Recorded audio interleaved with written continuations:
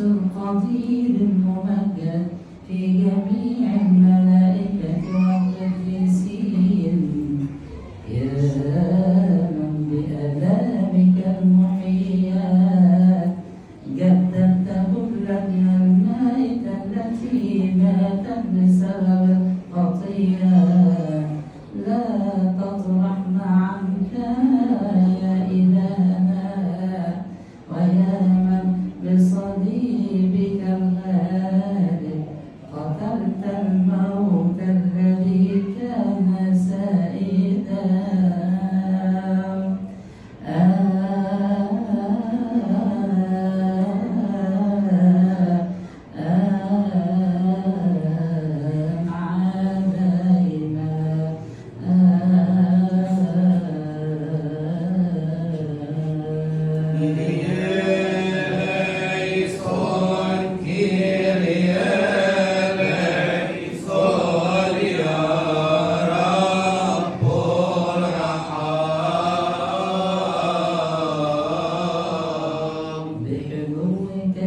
اشفق علينا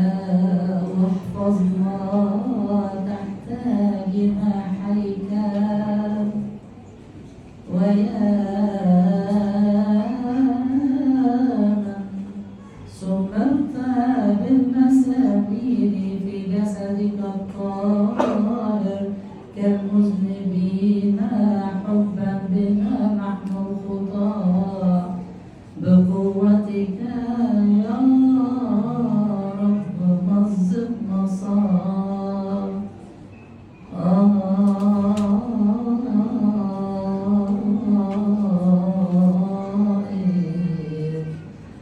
أعداءنا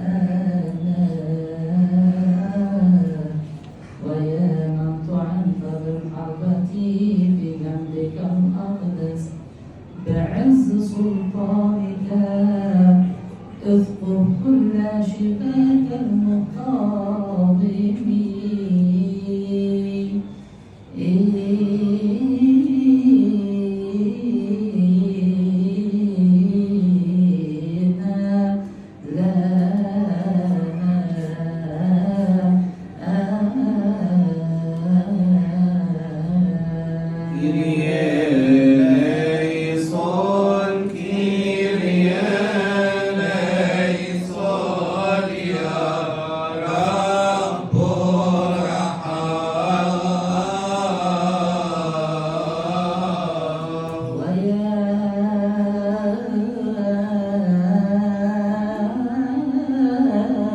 بموتك المحيي أمت الموت قاتلنا، فلا تجعل له سلطانا علينا يا سيدنا، ويا من بدفنك في القبر دفنت أسامنا، اجعلنا يا الله ألا نجددها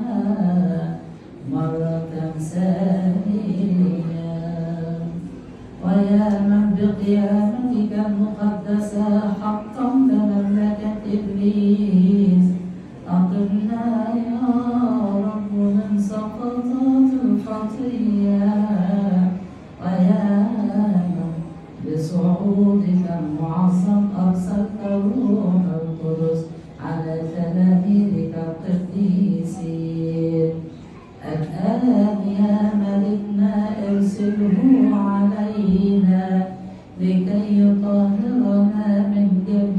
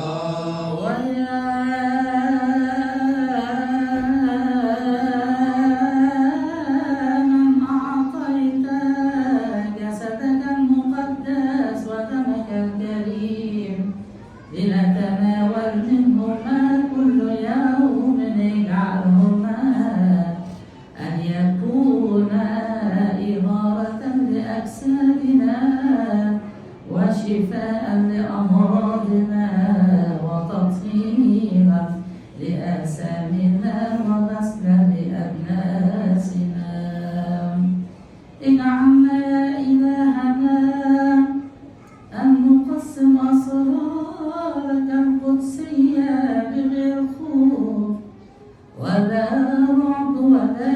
تفكير ولا وقوع في العقوبة الأبدية، ولا تكن أيضا سببا في زيادة الخطية، بل لتكن تقديسا لنفوسنا وأجسادنا وتصطيفا لعقولنا وقلوبنا ونقاوة وتهذيبا لأفكارنا.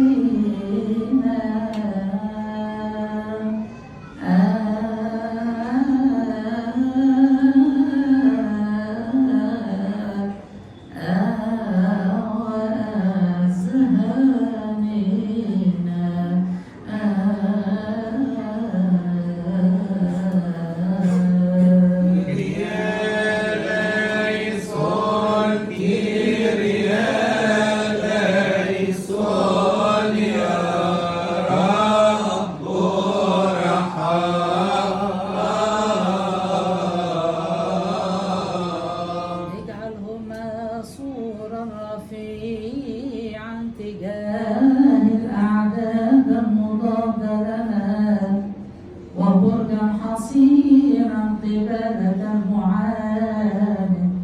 وعبور حياة العالم الجديد وملكوت مجدك العتيد، ولكي تطهرنا يوم حكمك الرهيب، لأننا تقدمنا إلى حضرتك معترفين بربوبيتك مقرين أمام تابوت قدسك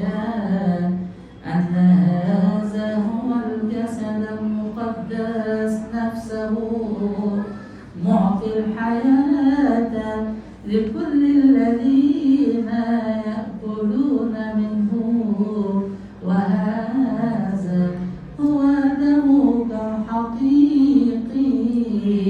المطهر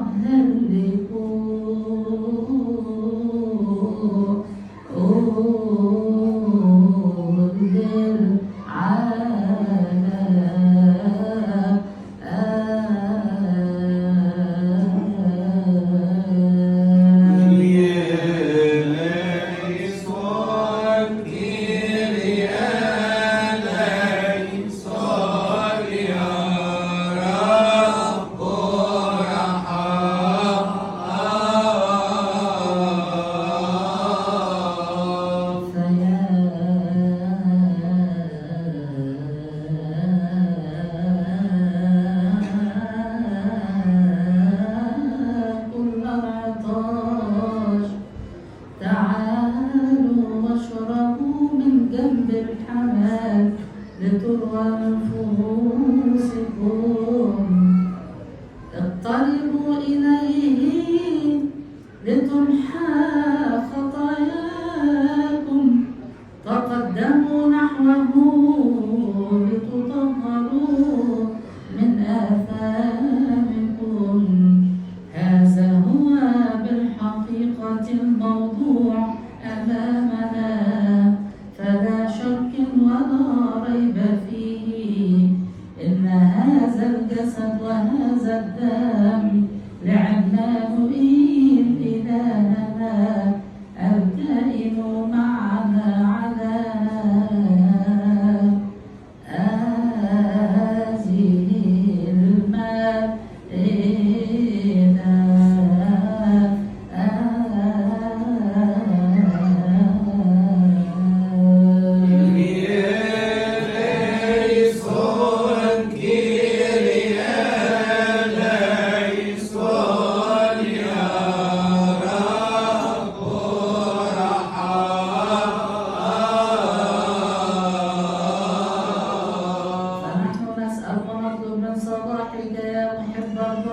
اقبل صلواتنا نحن المرئيين العبيد مع غير المرئيين،